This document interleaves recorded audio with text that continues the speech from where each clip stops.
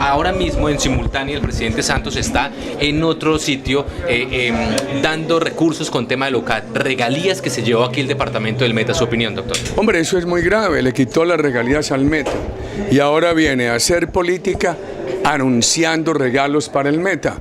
Se está buscando indulgencias con la plata que le quitó al Meta. Eso es un engaño a la comunidad. El CNE no encontró ninguna prueba contra Óscar Iván Zuluaga. ¿Qué dice el Centro Democrático? Lo que hemos dicho, yo se lo decía a unos compañeros suyos esta mañana aquí en Villavicencio. Dos temas. Primero, nos alegra inmensamente cualquier buena noticia sobre el doctor Óscar Iván Zuluaga.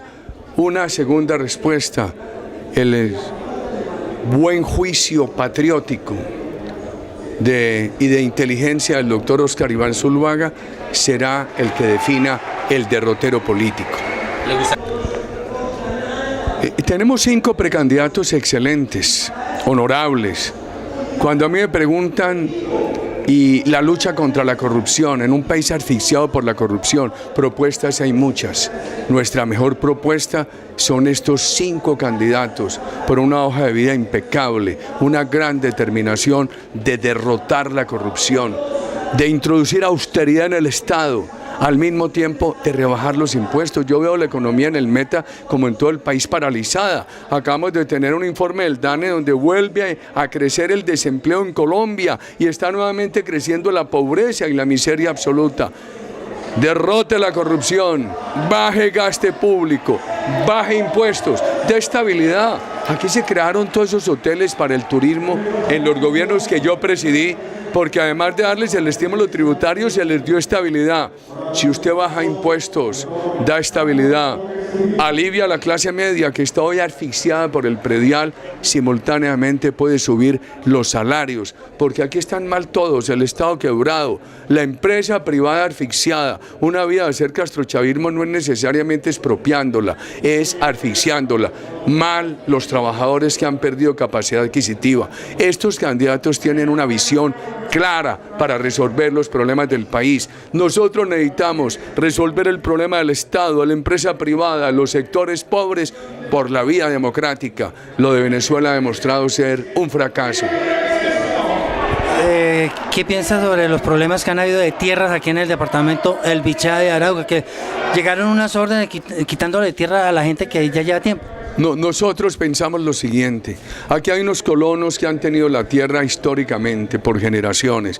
A la gente de buena fe, honorable, a los colonos de los llanos orientales no se les puede quitar la tierra. Hay que estimularlos para que puedan producir y generar empleo, que han tenido una situación muy difícil. Por ejemplo, nosotros hicimos unas carreteras bien importantes, los 237 kilómetros de Fuente de Oro, San José del Guaviare, los 114, 115 kilómetros de Puerto López a Puerto Gaitán, pero el gobierno nacional no ha avanzado. Imagínese usted, prometió avanzar hacia Puerto Carreño, hizo unos retoquitos mínimos y eso está lo mismo. Así es muy difícil trabajar.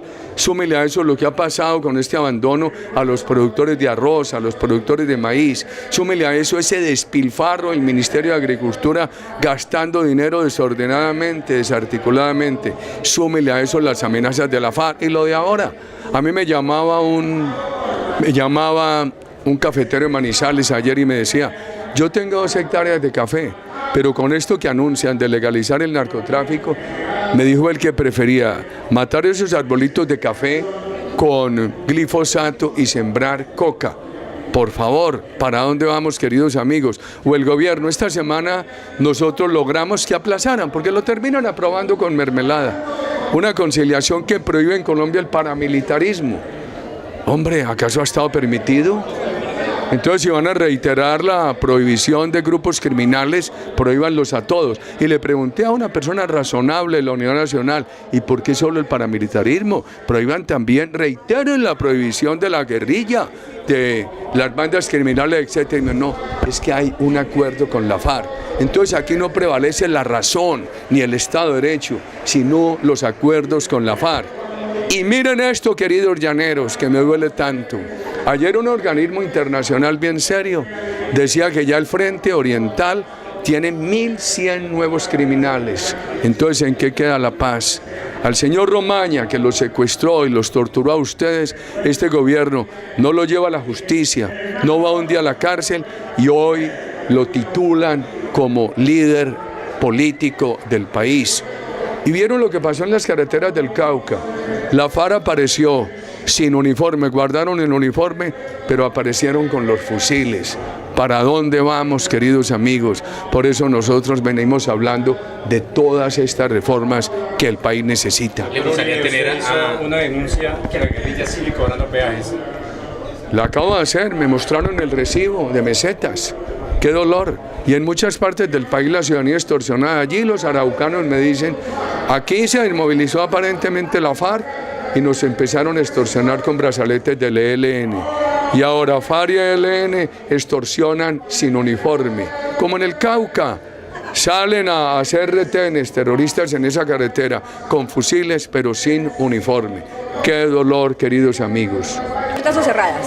Listas de candidatos impecables. Nora Tovar, Fernando Sierra han dado un gran ejemplo. Son personas honorables, son personas dedicadas a trabajar. La bancada del Centro Democrático es cumplida, es honorable, no ha estado en mermelada.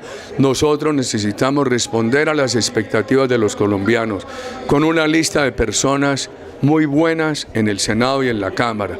Definidas esas listas, se definirá si son abiertas o cerradas. Presidente, ¿qué hacemos para que los estudios no se conviertan en estrategias cleptócratas y millones de pesos invertidos en estudios de la refinería, de la doble calzada, y no tenemos ni refinería ni doble calzada? Mire lo que pasó. Cuando yo llegué a la presidencia, me dijeron aquí en el primer consejo comunitario que el gobierno anterior había entregado la carretera en concesión honorablemente, pero que el concesionario no había querido recibirla porque se le debían 60.000 millones.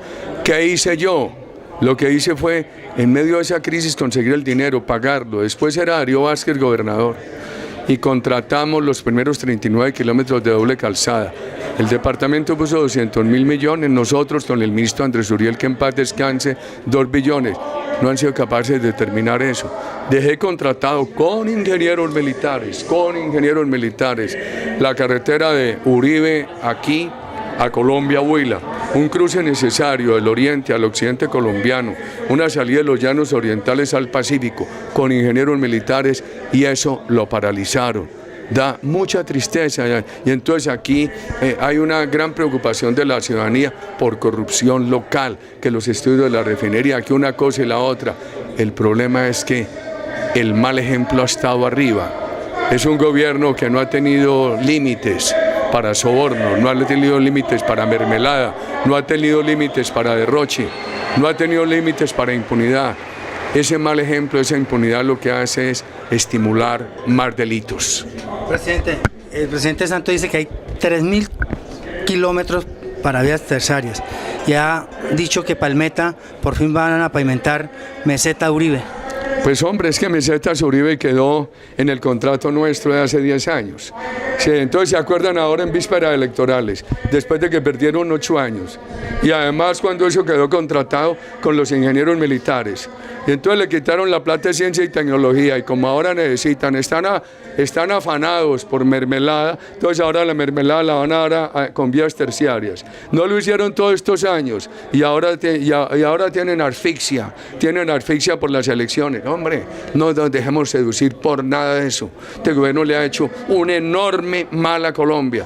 Busquemos elegir una gente buena, que sea capaz de reorientar bien este país, de resolver el problema de la corrupción, del derroche del gasto público, de reanimar las empresas, de devolverle capacidad adquisitiva a los trabajadores, de enfrentar con emprendimiento, educación, modelos del SENA, de las universidades, el problema del desempleo juvenil. Yo creo que hay una gran tarea por delante. Yo tengo mucha fe en estos candidatos que hemos venido escuchando esta mañana aquí en Villavicencio. ¿Se derogue en un gobierno de Centro Democrático esta propuesta del gobierno de legalizar los microcultivos? Pues hombre, ese es un tan mal mensaje a los padres de familia. Los padres de familia de este país, bien adoloridos por este problema de la drogadicción. El gobierno que ha dejado crecer tanto el narcotráfico ahora viene a legalizarlo.